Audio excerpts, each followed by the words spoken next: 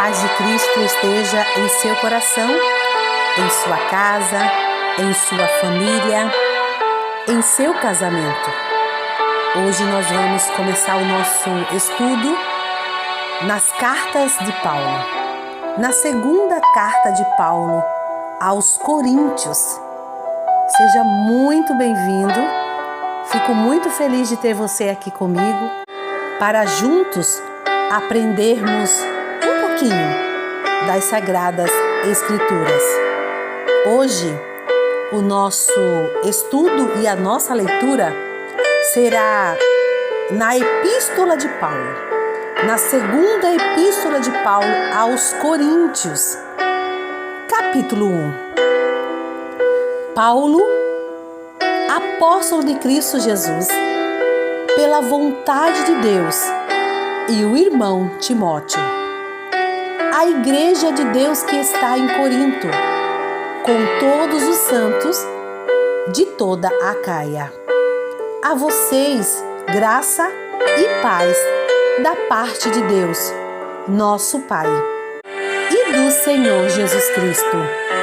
Bendito seja o Deus e Pai de nosso Senhor Jesus Cristo, Pai das misericórdias e Deus de toda consolação, que nos consola em todas as nossas tribulações, para que, com a consolação que recebemos de Deus, possamos consolar os que estão passando por tribulações.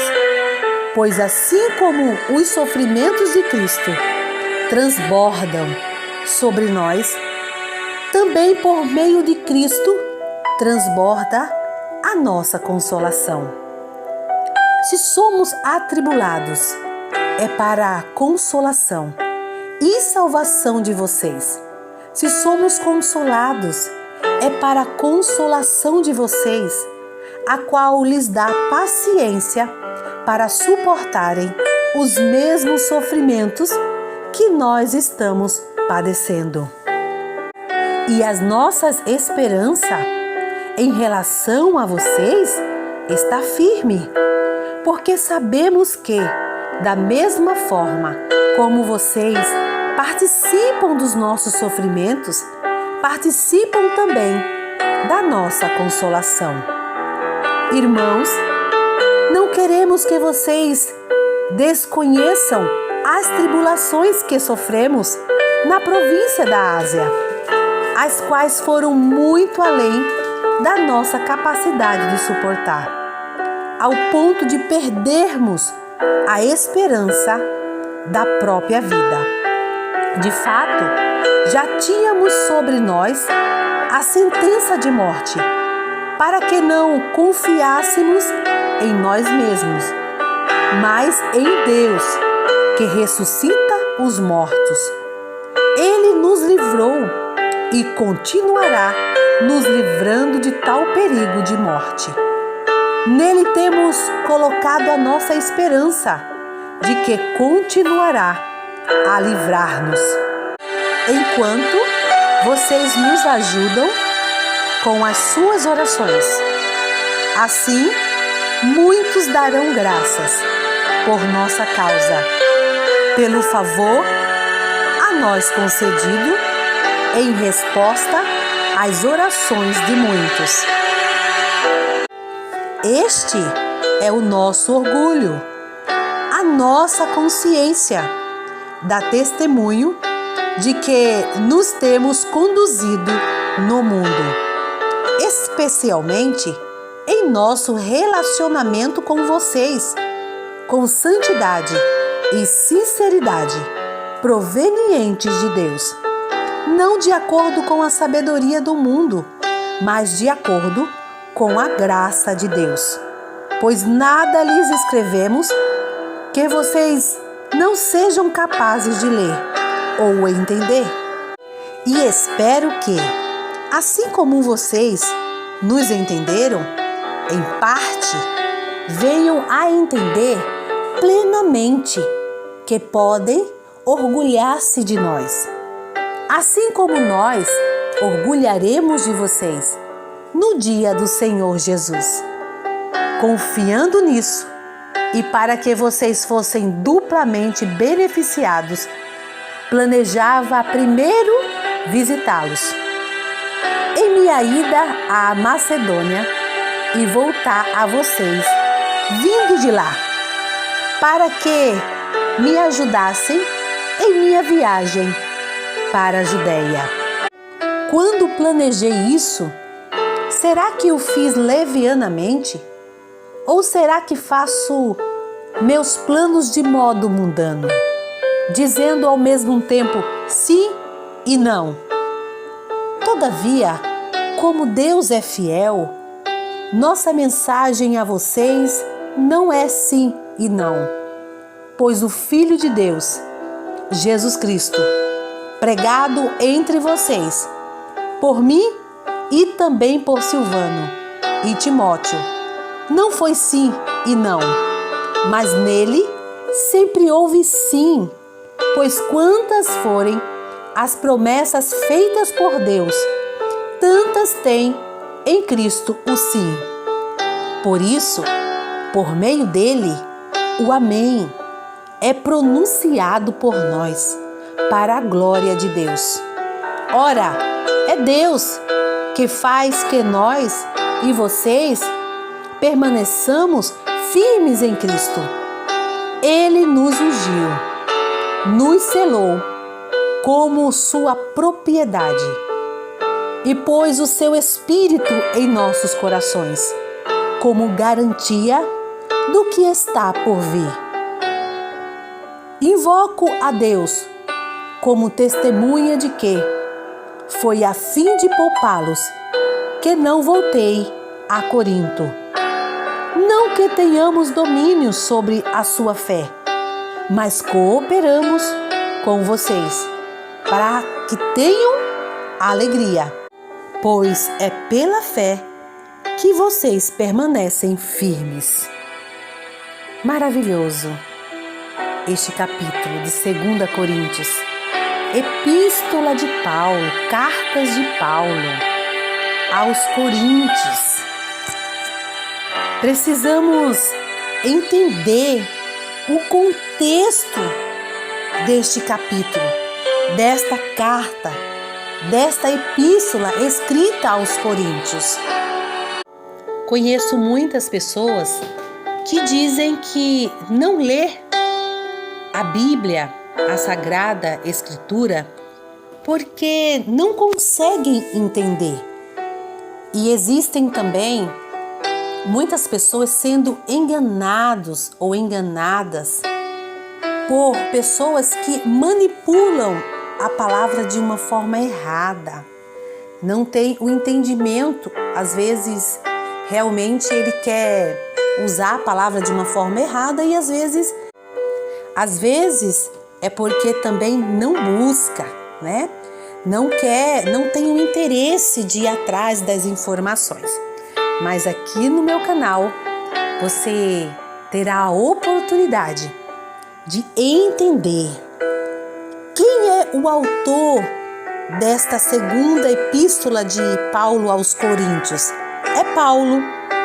O tema enfático que enfatiza essa carta é a glória através do sofrimento. Em que data mais ou menos foi escrita esta carta? Foi escrita em 55 a 56 depois de Cristo. Paulo escreveu esta epístola à igreja de Corinto e aos crentes da Alcaia, se identificando. Nas duas cartas ele coloca o nome dele. Paulo fundou a igreja de Corinto durante a sua segunda viagem missionária. Manteve contato frequente com os coríntios a partir de então, por causa dos problemas daquela igreja. Paulo escreveu esta epístola a 3 classes de pessoas em Corinto. Primeiro, escreveu para encorajar a maioria da igreja que lhe era fiel, como seu pai espiritual. Escreveu para contestar e desmascarar os falsos apóstolos que continuavam a difamá-lo. Os falsos profetas insistiam em defamar a Paulo, né? Tinha uma contenda com Paulo, para assim enfraquecer a sua autoridade e o seu apostolado e distorcer a sua mensagem. Você vai entender aqui que um dos problemas de Paulo, principalmente na igreja em Corinto, eram os falsos profetas que tinham rivalidade com Paulo, e uma das armas que usava contra Paulo era a defamação, né? Para que tirasse a credibilidade de Paulo. E uma das coisas que esses falsos profetas, eles insistiam em distorcer aquilo que Paulo pregava, falava. Então, tudo que Paulo falava, eles tinham trabalho de ficar distorcendo aquilo que Paulo pregava, né? Desfazia o trabalho de Paulo. Escreveu também para compreender a minoria na igreja, influenciada por seus oponentes e que acabavam a sua autoridade e correção. Paulo reafirmou sua integridade e sua autoridade apostólica em relação a eles. Então, a todo tempo, Paulo tinha que estar enfatizando sua autoridade, seu chamado. Ele tinha que, às vezes até parecia meio arrogância, mas nós temos que entender o contexto. Ele tinha que estar se afirmando, falando para eles quem era Paulo, né? E que ele falava que ele era chamado por Deus, escolhido por Deus para estar fazendo aquela obra. Paulo reafirmou sua integridade, sua autoridade apostólica em relação a eles. Esclareceu os seus motivos e os advertiu contra novas rebeliões.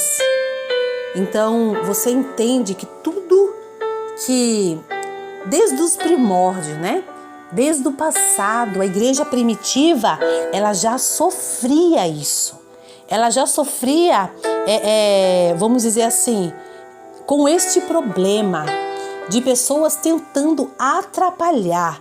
Eram pessoas que não faziam a obra de Deus integralmente, com sinceridade, com amor, e ainda queria atrapalhar a obra de Paulo, né? Ali naquela igreja, desvirtuar aquela igreja. Agora, Coríntios se prepara, se adorna, né? Para esperar a visita iminente de Paulo. 2 Coríntios tem 3 divisões principais. Na primeira, Paulo começa dando graças a Deus pela sua consolação em meio aos sofrimentos em prol do Evangelho. Paulo agradece a Deus de que, apesar de estar passando por tribulações, ele é consolado por Deus. Deus tem consolado ele, dando força e dando graças. Então Paulo agradece a Deus por isso. Elogia os coríntios por disciplinarem um grande transgressor e defende a sua integridade ao alterar seus planos de viagem. Paulo apresenta o mais extenso ensino do Novo Testamento sobre o verdadeiro caráter do ministério.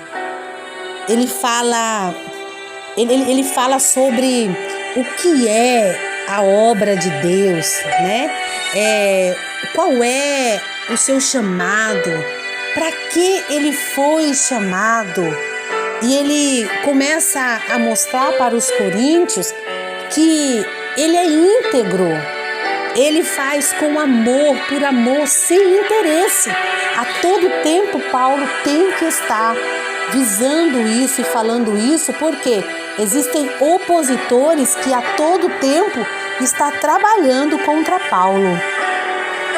Ele ressalta a importância da separação do mundo e expressa sua alegria ao saber, através de Tito, do arrependimento de muitos na igreja de Corinto. Paulo fica sabendo, através de Tito, que agora muitos que se levantaram, os opositores de Paulo, estão se arrependendo e mudando seus caminhos, e aceitando a autoridade apostólica de Paulo. Paulo exorta os coríntios a demonstrar a mesma generosidade cristã e sincera dos macedônios, ao contribuírem na campanha por ele dirigida a favor dos crentes pobres lá de Jerusalém. Ele motiva, o povo a contribuir com os necessitados que estão em Jerusalém. O estilo da epístola muda nos capítulos 10 para 13. Agora Paulo defende o seu apostolado, discorrendo sobre sua chamada, qualificações e sofrimentos como um verdadeiro apóstolo. Por isso, Paulo espera que os coríntios reconheçam os falsos apóstolos entre eles, os que os poupará de futura disciplina quando ele chegar lá. Paulo está falando para os coríntios que era melhor eles resolverem aquela situação, pois quando eles chegassem lá, ele iria resolver os problemas que estivessem pendentes. Paulo termina 2 Coríntios com a única bênção trinitária do Novo Testamento. Quando Paulo fala a palavra consola em toda a nossa tribulação, a palavra consolar aqui, significa colocar-se ao lado de uma pessoa, encorajando-a e ajudando-a em tempos de aflição. Paulo está dizendo que Deus é quem dá força, quem dá graça, é Deus que ajuda, está a todo tempo do seu lado. Deus desempenha incomparavelmente esse papel, pois Ele envia aos seus filhos o Espírito Santo, que é chamado o Consolador. É Ele quem consola. O apóstolo aprendeu nas suas muitas aflições que nenhum sofrimento, por severo que seja, poderá separar o crente dos cuidados e da compaixão do seu Pai. Ele está dizendo que não importa o que você passe e pareça até que você está só, que você não vai suportar, que você vai desistir, mas ele fala: Deus que consola, o Consolador que me ajudou, Ele também vai te consolar. É isso que Ele quer passar. Ele está dizendo, Ele também vai te ajudar, Ele também vai estar do seu lado te consolando. Deus. E Paulo está sempre enfatizando isso, Quando ele fala: quem nos separará do amor de Deus? Deus, às vezes, permite que haja aflições em nossa vida, a fim de que tendo experimentado seu consolo, possamos também consolar a outros nas aflições e possamos ter uma intimidade e aprendermos a confiar no Senhor. Quando ele fala no versículo 5, aflições, consolação, do começo ao fim dessa epístola, Paulo ressalta que a vida cristã envolve sofrimento e também nos faz entender que o nosso sofrimento não é primeiramente motivado por desobediência.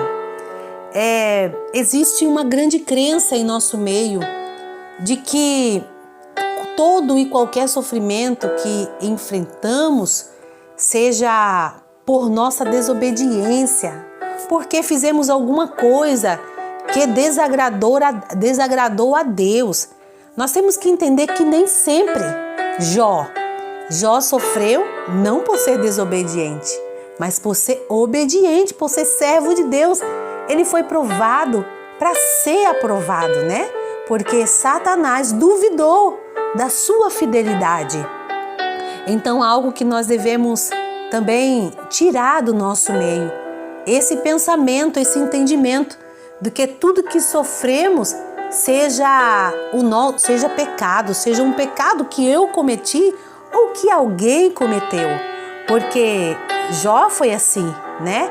Os amigos dele foi acusá-lo e dizer para ele confessar o pecado dele. Isso nós precisamos, e eu conheço muitas pessoas que sofrem até hoje, porque elas acham que o que elas estão vivendo hoje às vezes é preço de pecados que ela fez lá atrás, e ela vive com esse karma, ela não se liberta disso, né? Quando Paulo fala, até da vida desesperamos, nós precisamos entender que o crente, mesmo sendo fiel a Deus, vivendo em obediência e comunhão com Cristo, é isso que nós estamos estudando e entendendo. Isso é muito importante do cristão entender. Mesmo sendo amado de Deus, né?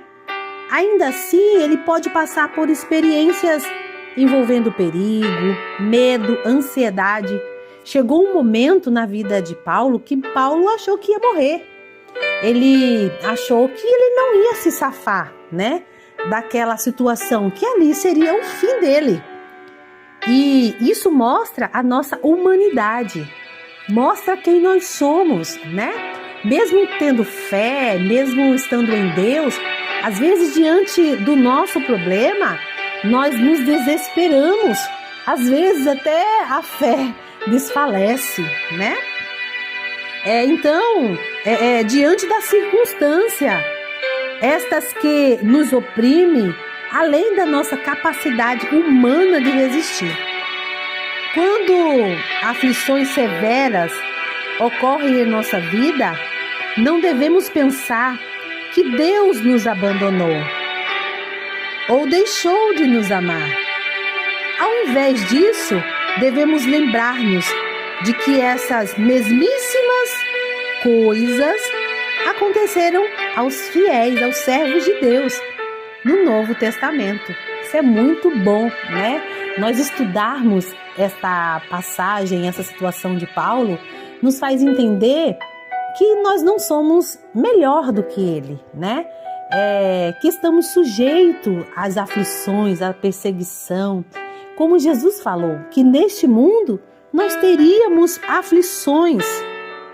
Mas aí você me pergunta, mas por que Deus permite que as provações, as dificuldades, se aproximem de nós? Nós devemos entender que é para que Cristo se aproxime de nós, à medida de que olharmos para Ele com fé, para que nós possamos ter experiência, para que nós possamos ter intimidade com Deus. Quando ele fala no versículo 11, ajudando-nos também com orações, isso é um princípio bíblico comprovado, e que nossas orações pelo próximo liberarão o poder e a atuação de Deus na vida das pessoas. Hoje eu vi um testemunho de um médico, não sei o nome dele aqui, mas talvez você consiga achar esse testemunho. Eles fizeram uma experiência sobre a oração e viram que aquelas pessoas que recebiam a oração, eles reagiam melhor ao tratamento e muitos deles eram curados e saíam do coma, né? Então, assim, a oração do justo, a Bíblia diz, vale muito em seus efeitos. Por causa disso, devemos nos animar a interceder por aqueles que enfrentam necessidades. É em Romanos 1:9, se você quiser referência, Efésios 1:16, Filipenses 1:3. Nossa glória é esta, Paulo falou no versículo 12. A base de Paulo para alegrar-se e gloriar-se era a sinceridade e a integridade do seu comportamento. Ele tomara a resolução de que por toda a sua vida cristã permanecia fiel ao Senhor e ele se alegrava por isso. Ele se alegrava por ser fiel a Deus, né? Por não ter se corrompido. E às vezes nós devemos, como Paulo falou, se você quer se alegrar, né, ou se vangloriar, se vanglorie no Senhor, né? E isso é motivo de alegria. Se você está aqui ouvindo esse estudo, ouvindo essa leitura, é porque você está de pé. Não sei qual é a tua vida, não sei o que aconteceu, mas você está de pé novamente, né? Então, assim, você tem vencido o mundo, vencido as coisas do mundo. E isso para nós é a nossa glória, é a nossa maior alegria, né? Paulo não se conformou com aquele mundo, né, de pecado. Ele perseverou na santidade, até Deus levá-lo para o lar celestial.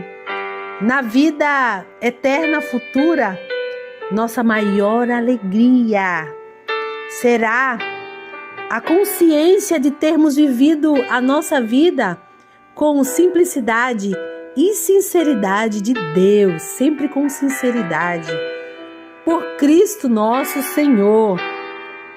Quando ele fala amém, ele está dizendo, no versículo 20, ele fala amém. Eu convido a você a participar do nosso estudo e pegar a sua Bíblia para juntos destrincharmos, né? Juntos esmiuçarmos e você entender melhor. Então, sempre que você vir para o estudo, traga a sua Bíblia, viu? Combinado assim? O amém final da oração e da confissão do cristão expressa a sua confiança no amor e na fidelidade de Deus e na certeza das suas promessas. É a voz da fé, reafirmando a verdade do imutável Evangelho de Jesus Cristo, o penhor do Espírito. O Espírito Santo firma o crente e o ajuda a perseverar na vida de fé. O Espírito Santo unge o crente para revesti-lo de poder para testemunhar. O Espírito Santo é o selo oficial da possessão de Deus que marca o crente como sua propriedade e que produz um caráter santo na sua personalidade. Que o Espírito Santo possa esclarecer melhor ao seu coração. Eu sou Geisa Gabriele, terapeuta cristã. Vou deixar aqui na descrição deste vídeo os meus contatos. Se você precisar de uma orientação, de um conselho, de um atendimento, pode contar comigo.